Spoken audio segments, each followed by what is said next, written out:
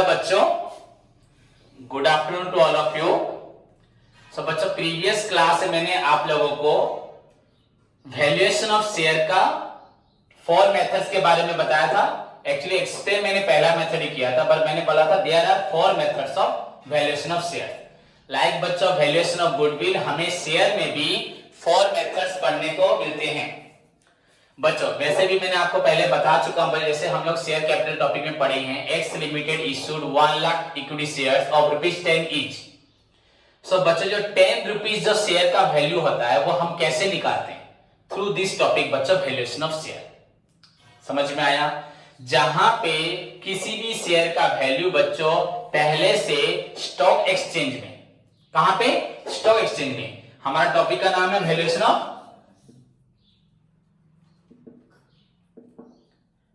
बच्चों कहीं भी याद रखना, अगर किसी भी शेयर का वैल्यू बच्चों स्टॉक एक्सचेंज में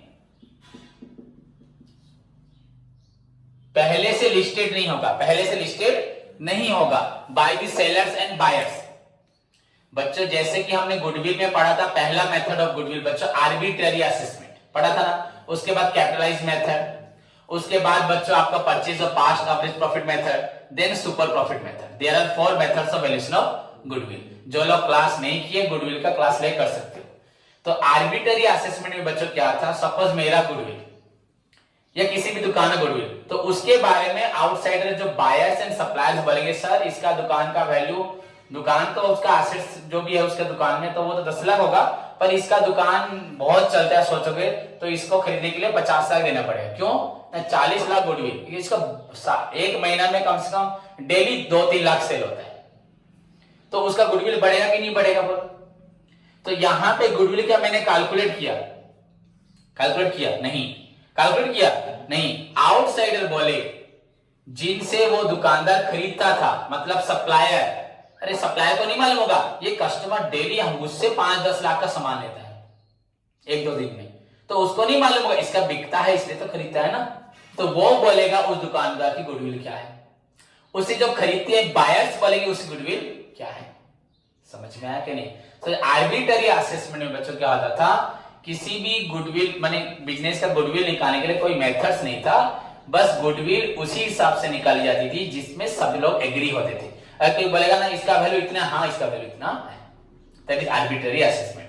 वैसे ही बच्चों वैल्यूएशन ऑफ शेयर में, अगर स्टॉक एक्सचेंज में किसी भी शेयर का प्राइस बच्चों लिस्टेड होगा, पहले से लिखा, अगर पहले से लिस्टेड होगा बच्चों प्राइस, ये किसने लिखा होगा? बाय द बायर्स एंड, कौन buyers and seller? Buyer and sellers of बच्चों सिक्योरिटी शेयर डिवेंचर जो खरीदते हैं बेचते हैं, उन्होंने पहले से बच्चों प्राइस बोला होगा। किसका? शेयर का। किसका? तो वहां पे वैल्यूएशन ऑफ शेयर की जरूरत नहीं है। पर जहां पे स्टॉक एक्सचेंज में किसी भी शेयर का प्राइस पहले से लिखा हुआ नहीं है, पहले से मालूम नहीं है, वहां पे वैल्यूएशन ऑफ शेयर की जरूरत है। कौन करेगा? अकाउंटेंट या ऑडिटर। क्लियर? नाउ बच्चों क्या क्या मेथड्स है समझ में आएगी? पहला मेथड है बच्चों आपका net asset basis method. Second method है बच्चों आपका अर्निंग कैपेसिटी मेथड। क्या? Earning capacity method. Third method है बच्चों आपका डुअल मेथड।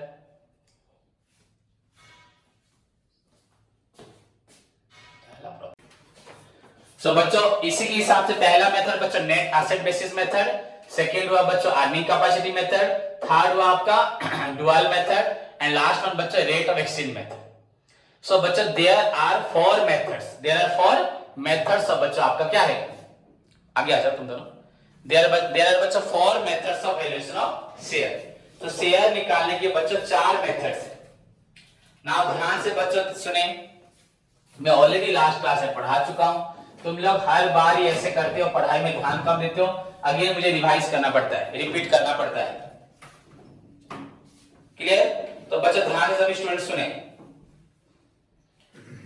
अगर सुनोगे बच्चों तो प्रॉब्लम यहीं पे सीख जाओगे, और प्रॉब्लम को बाद में करने की बस मैं करवाऊंगा पर सीख जाओगे। यहाँ पे बहुत सारे प्रॉब्लम्स हैं, लगभग 10-12 हम या उससे ज्यादा इलस्ट्रेशन पढ़ेंगे, उसके बाद प्रैक्टिकल प्रॉब्लम।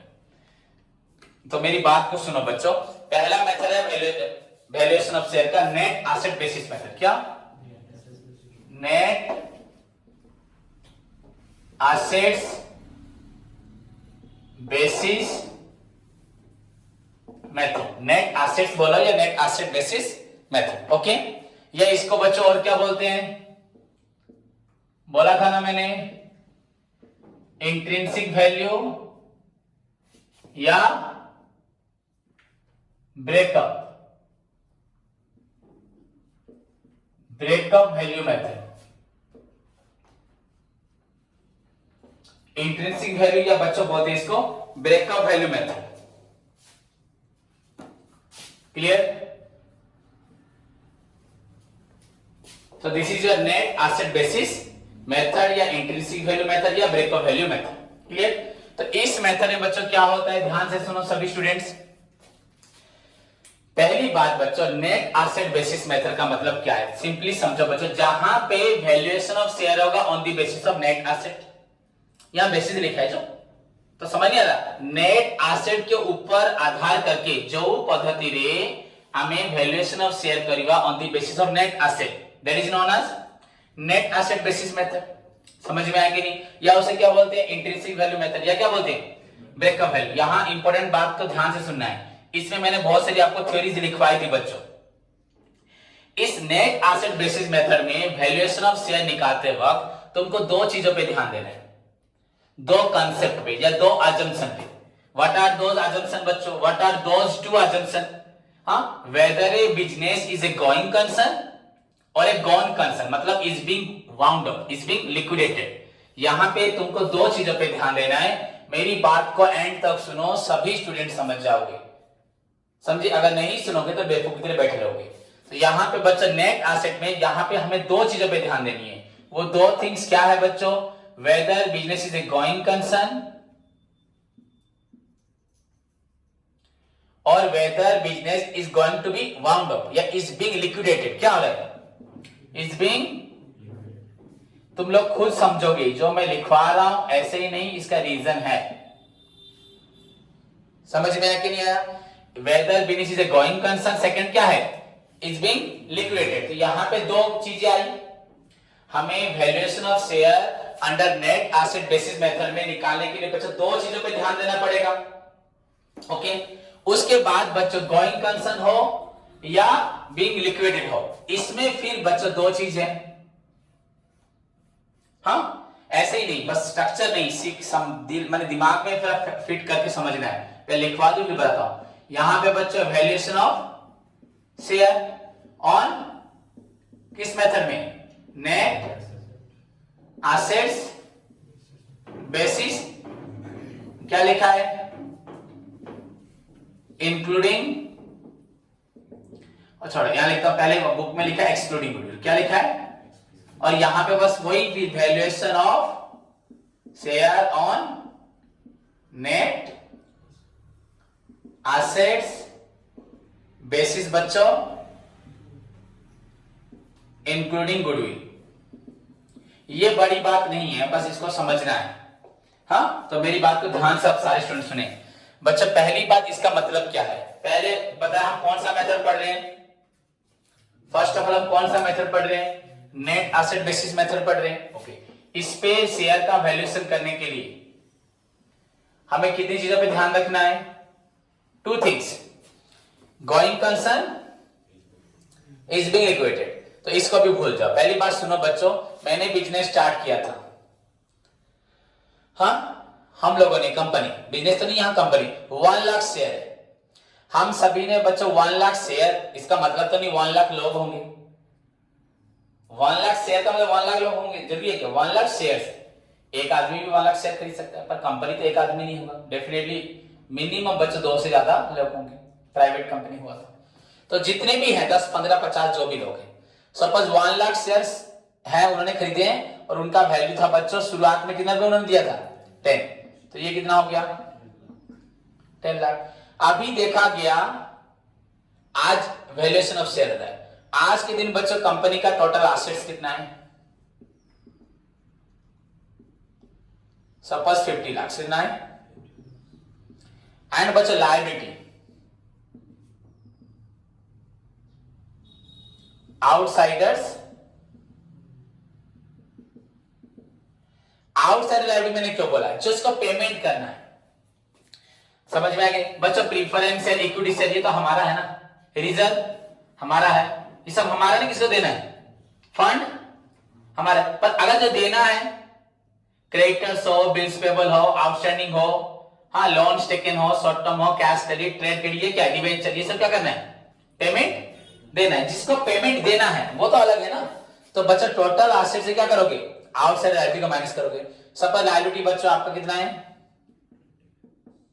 20 लाख। हाँ लायबिलिटी मतलब क्या? लायबिलिटी साइड को माइनस करोगे, रिजर्व किसको पेमेंट करना है?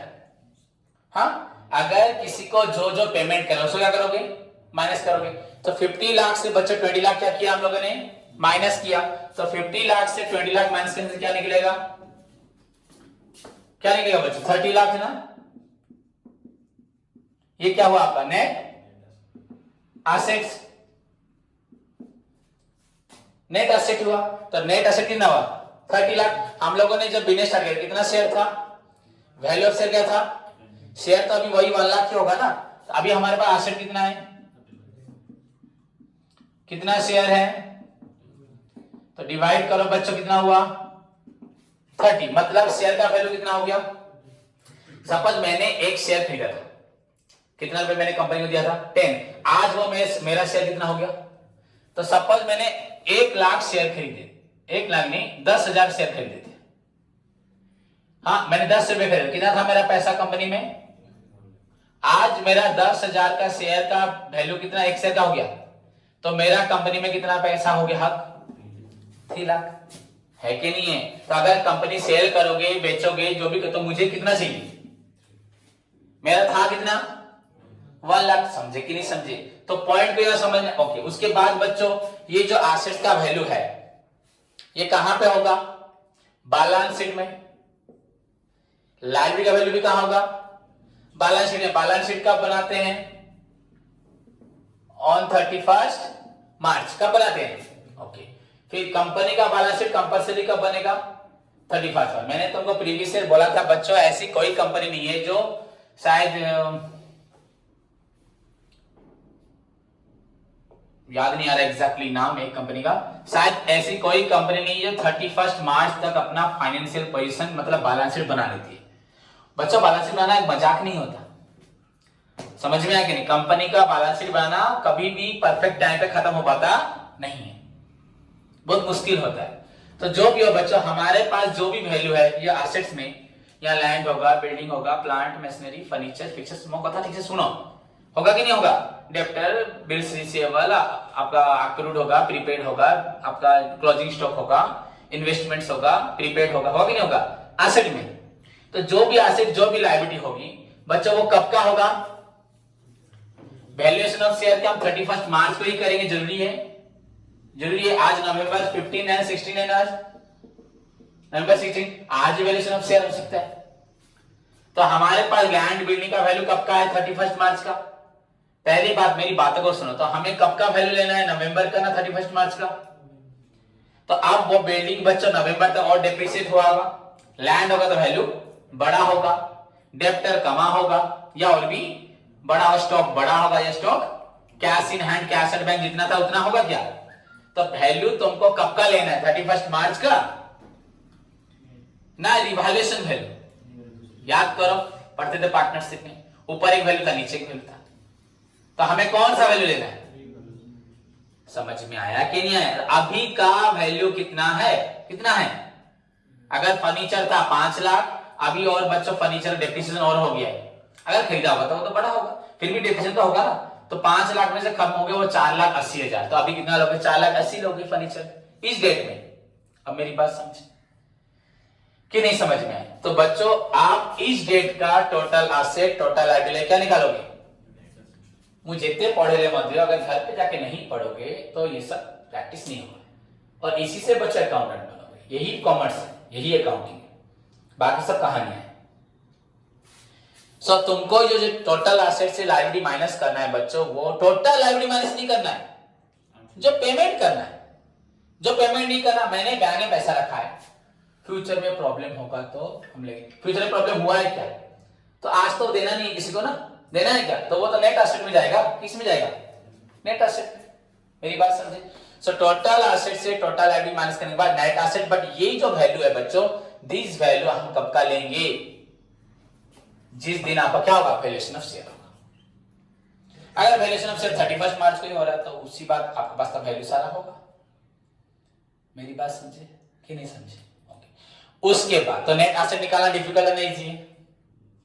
ओनली नेट एसेट निकालने के बाद क्या होगा, डिवाइड कर दोगे क्या, नंबर ऑफ शेयर्स, तो क्या निकल जाएगा, वैल्यू पर शेयर। नॉट की प्रॉब्लम है। बट नाउ अब एक चीज देखो, और नवंबर को हमें देखना है हमारा बिजनेस चलेगा या बंद हो जाएगा, गोइंग या गॉन, बंद हो गया या फिर बिजनेस। हम वैल्यूएशन ऑफ शेयर कब कर रहे हैं, अमालगामेशन में भी होता है। अमालगामेशन मतलब मैं अगर ट्रांसफर कंपनी, मेरा दुकान बंद हो जाएगा, मेरा कंपनी, तो मेरा शेयर सारा बिक जाएगा, तो ये क्या है, लिक्विडेटेड है। और कहीं कहीं होता है बिजनेस चल रहा होता है, क्या होता है, गोइंग कंसर्न।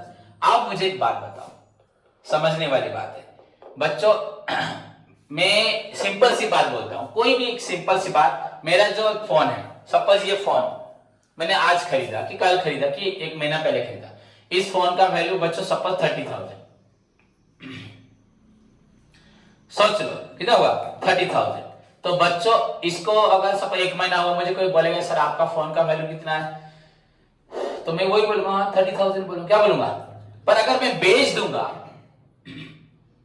अगर एक साल भी हो गया, मेरे हिसाब से सपोज एक फोन अगर 5 साल जाएगा, हाँ तो 5 इयर्स जाएगा, हर साल कितना माइनस होगा, 6,000 6,000 6,000 6,000 6,000, हाँ या नहीं, मैं मतलब मुझे पता नहीं।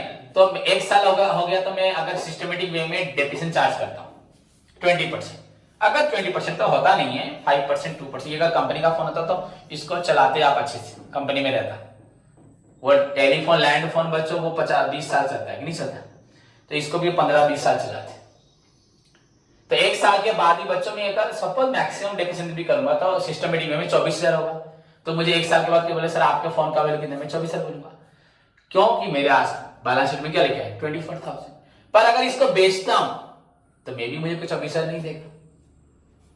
मेरी बात को समझो, बेचने में क्या नहीं देगा, अगर मैं बोलूंगा मेरा वैल्यू है कि नहीं है, तुम बोल बच्चा डेप्रिसिएशन का लास्ट फीचर याद करो, depreciation is not affected by fluctuation in market price.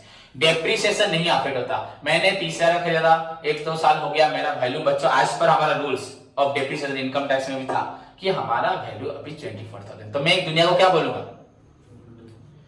लोग बोले अगर बेचूंगा तो क्या हो जाएगा, बेचते वक्त 24 कोई नहीं देगा, तो 20 देगा तो 20 हो जाएगा वैल्यू, अगर 18 देगा तो 15 देगा तो 10 देगा तो वैल्यू क्या हो जाएगा।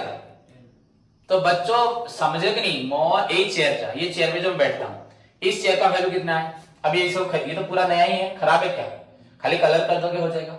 कलर में कितना रुपए खर्च होगा, मैं खुद कलर कर सकता हूँ, 100 रुपए भी नहीं खर्च होगा क्या। इस चेयर को खरीदने जाओगे 6,000 5,000 पड़ेगा, अगर बेचूंगा कोई 5,000 देगा इसको,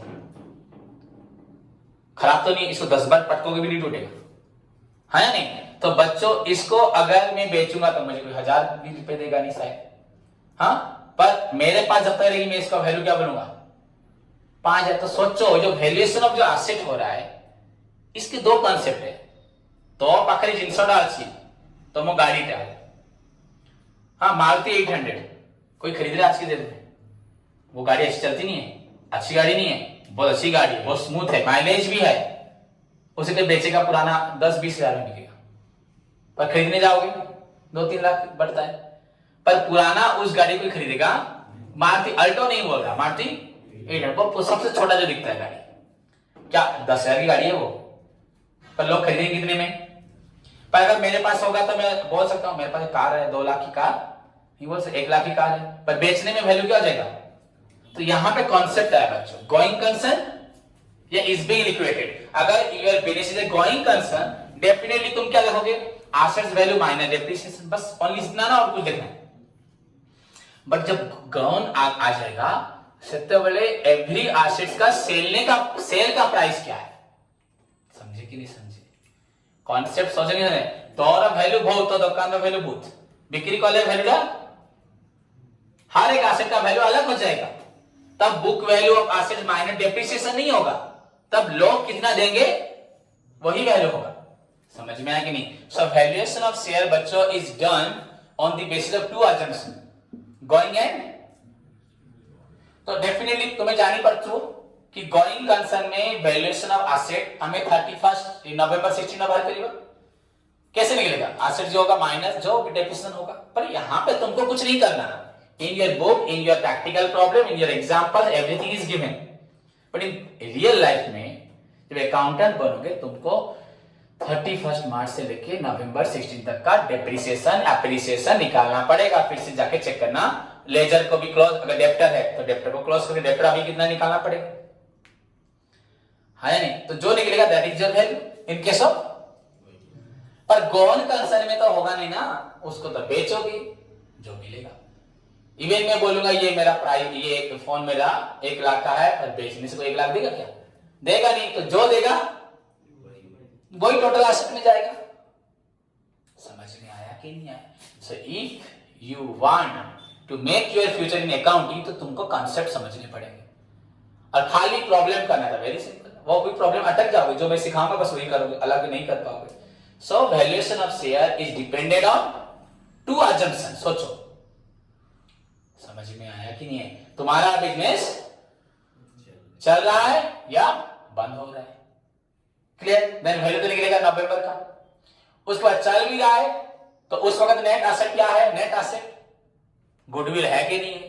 गुडविल है ना, गुडविल नहीं है? गुडविल को लेना है कि अगर गुडविल लोगे तो इंक्लूडिंग गुडविल, नहीं लोगे तो आप बोलो सर गुडविल क्वेश्चन में ऑलरेडी होगा, अगर नहीं होगा तो तुम्हें गुडविल निकालना पड़ेगा बाय यूजिंग गुडविल मेथड में जैसे था।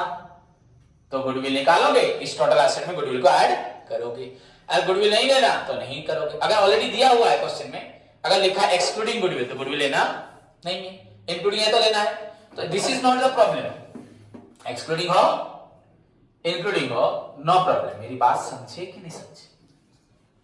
समझे कि नहीं समझे? सो वैल्यूएशन ऑफ शेयर बच्चों बेस्ड ऑन आपका टू असम्पशन गोइंग लिक्विडेटेड। मैंने आपको नेट एसेट निकालना सिखा दिया। नेट एसेट निकालते वक्त बच्चों एसेट का वैल्यू, लाइबिलिटी का वैल्यू कब का लेना है? नवंबर 16 का लेना है, पर वो वैल्यू भी अलग हो जाएगा। अगर इट इज गोइंग कंसर्न तो तुम निकाल पाओगे। गोइंग कंसर्न जब तक एसेट नहीं बेचोगे कैसे बोल दोगे? समझ में आया? अगर ज्यादा वैल्यू बोल दोगे, यहां शेयर होल्डर सब खड़े कि नहीं खड़े, दो मुझे 30 रुपीज करके दो, दे पाओगे? अरे एसेट बिकेगा, पैसा दूंगा। कहां एसेट बिकेगा? बिकेगा, प्रॉमिस कर दूंगा 30 दे दूंगा, दे पाऊंगा क्या? नहीं दे पाऊंगा। समझ में आया कि नहीं आया? देन उसके बाद नेट एसेट निकालते हुए अगर गुडविल को मिलाओगे दैट इज एक्सक्लूडिंग गुडविल, अगर इंक्लूडिंग गुडविल अगर नहीं मिलाओगे तो दैट इज एक्सक्लूडिंग गुडविल। बच्चों ये सारी चीजें थी जो मैंने प्रीवियस क्लास में एक्सप्लेन की थी।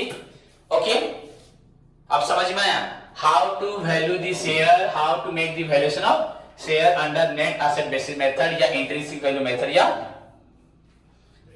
Breakup value method which is based on बच्चों आपका two assumption that is a going concern और ए गॉन कंसर्न। मुझे तो सो गोइंग हो गॉन हो सब समझ गए, तो उसमें भी फिर एक्सक्लूडिंग गुडविल इंक्लूडिंग गुडविल। उसके बाद बच्चों मैंने आपको कुछ एक्स्ट्रा पॉइंट्स बताए थे।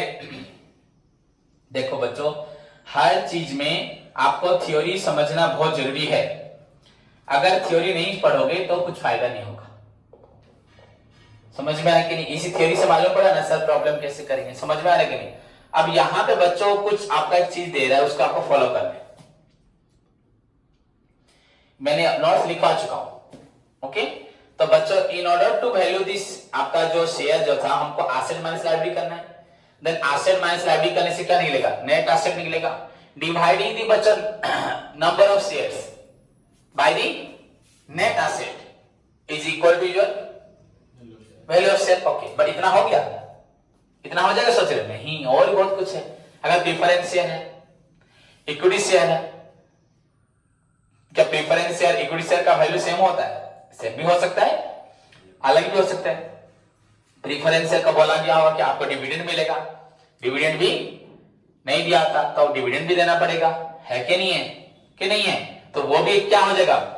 फाइनली पेमेंट होगा कि नहीं होगा? तो यहां पे कुछ चीज ध्यान रखनी है बच्चों। Okay, so in valuing the figures by this method जो भी हो बच्चों तुम्हें ध्यान देना पड़ेगा कि तुम्हारा जितना भी इंटेंजिबल एसेट, प्रीलिमिनरी एक्सपेंसेस, समझ में आया कि नहीं आया, आर एलिमिनेटेड, इसको लिया जाएगा नहीं।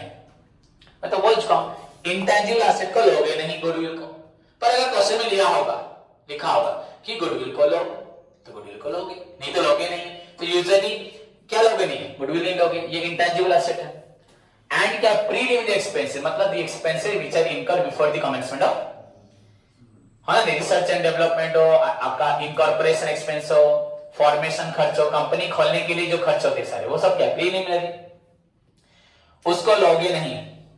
समझ में आया कि नहीं है। And all liabilities whether in books और नॉट आर डिडक्टेड, सारी लायबिलिटी माइनस होगी। जो पेबल होना है, क्या होना है, जो पेबल होना है, समझ में आया। बट नॉन ट्रेडिंग एसेट्स, वो बोल रहा है कुछ कुछ जगह पे बच्चों हमने गुडविल में पढ़ा था इन्वेस्टमेंट नहीं लेते, तुम लोग पढ़ रहे हो कि नहीं पढ़ रहे, मुझे याद नहीं। गुडविल में इन्वेस्टमेंट ले जाता नहीं है, याद है, तो नहीं पढ़ोगे। इन्वेस्टमेंट बच्चा क्या है, नॉन ट्रेडिंग एसेट है, क्या है। अब याद दिला दो, अगर किसी एक बच्चे ने भी क्लास किया होगा, तब तूने किया है क्लास, याद करो बच्चों। गुडविल कैसे निकलेगा, मेरे परफॉर्मेंस से, इंस्टीट्यूट से निकलेगा। मोर एटू केते इनकम हो, कॉलेज रू केते हो, मोर से प्रोफेशन वाली हो, मेरे गांव में कोई जमीन जायदाद है, उसको बेच के पैसा मिला, वो उससे गुडविल निकलेगा। मैंने कंपनी में रिलायंस से पैसा रखा है, उससे मुझे इस साल 1 करोड़ प्रॉफिट हुआ, तो उससे गुडविल निकलेगा। तो इन्वेस्टमेंट से गुडविल निकलेगा। मेरे बिजनेस का गुडविल मेरे बिजनेस से निकलेगा ना, इन्वेस्टमेंट से निकलेगा। इन्वेस्टमेंट करके मुझे मिला क्या, डिविडेंड मिला, तो वो मेहनत किसकी है, मेरी है, किसकी है, रिलायंस कंपनी की। तो पूछो, goodwill is the result of your hard work ना, तुम्हारा डेडिकेशन, तुम्हारा कमिटमेंट, तुम्हारा क्वालिटी गुड्स, फेवरेबल लोकेशन है कि नहीं। तो मैं इंस्टीट्यूट में जो अच्छा बुरा करूंगा उससे मेरी गुडविल निकलेगी। मैंने एक बैंक में पैसा रखा, इंटरेस्ट मिलता है, बैंक में पैसा रखा, वो सब क्या गुडविल में काउंट होगा। इन्वेस्टमेंट मैंने किया, वहां से मुझे पैसा मिल रहा है, मुझे ट्यूशन से क्या पैसा मिला, दैट्स बच्चों is taken into account for calculation of my goodwill.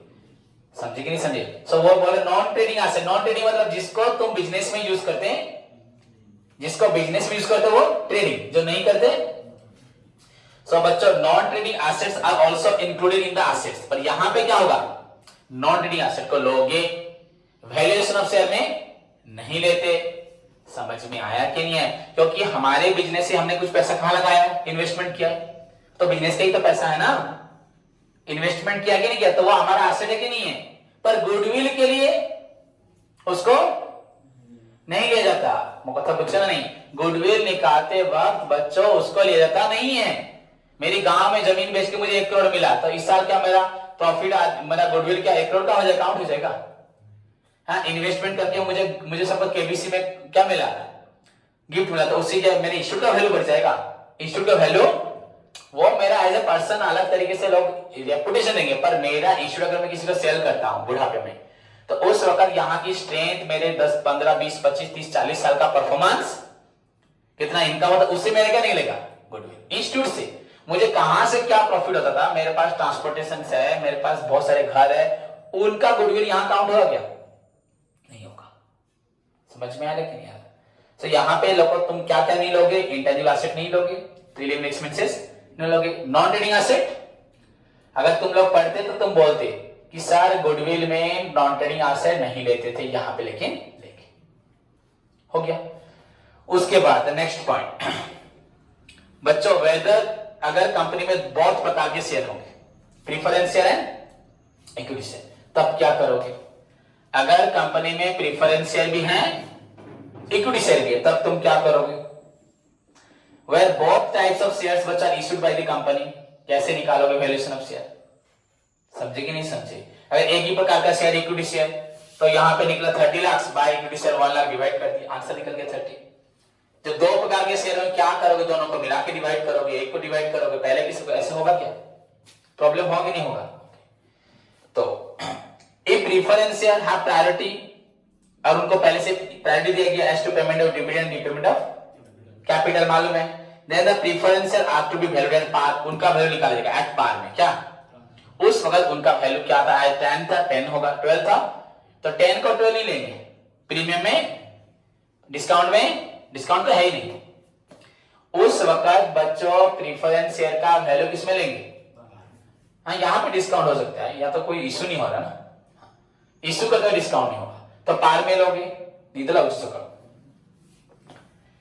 After the preference share holders are paid, या नेट एसेट निकालने के बाद इसमें से पहले किसको पेमेंट करोगे? एक्चुअली बच्चों वैल्यूएशन ऑफ शेयर किसको इंडिकेट करता है? वैल्यूएशन ऑफ इक्विटी शेयर किसको इंडिकेट करता है? रियल ऑनर होते हैं। तो यहां पे नेट टैंजिबल एसेट से किसको माइनस करोगे बच्चों? बोलो, प्रीफरेंस शेयर को।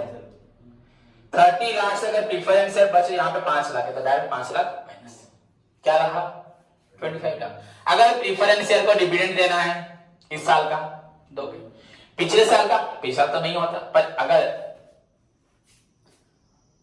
क्यूमुलेटिव प्रीफरेंस शेयर तो उसको क्या होता है? जितने साल का डिविडेंड पेड होगा वो देना पड़ता है, मालूम है कि नहीं मालूम? हाँ, तो नेट एसेट से प्रीफरेंस शेयर माइनस करोगे, समझे कि नहीं?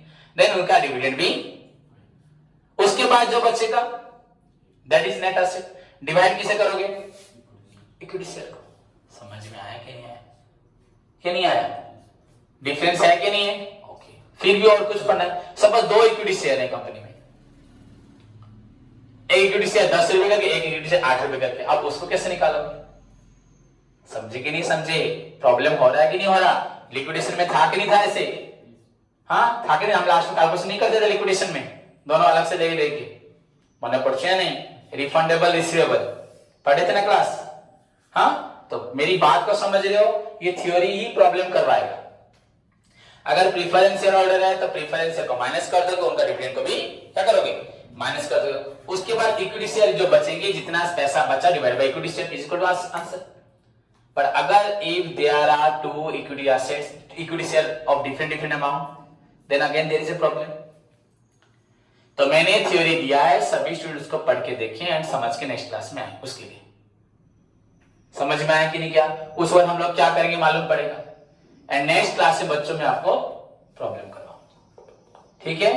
सो this is your today's work. Previous class जिन बच्चों ने नहीं किया, प्रीवियस क्लास करें, आज की क्लास को पूरी अच्छे से समझे, एंड कल के लिए जो थ्योरी लिखा था सारा थ्योरी लिख के आएंगे।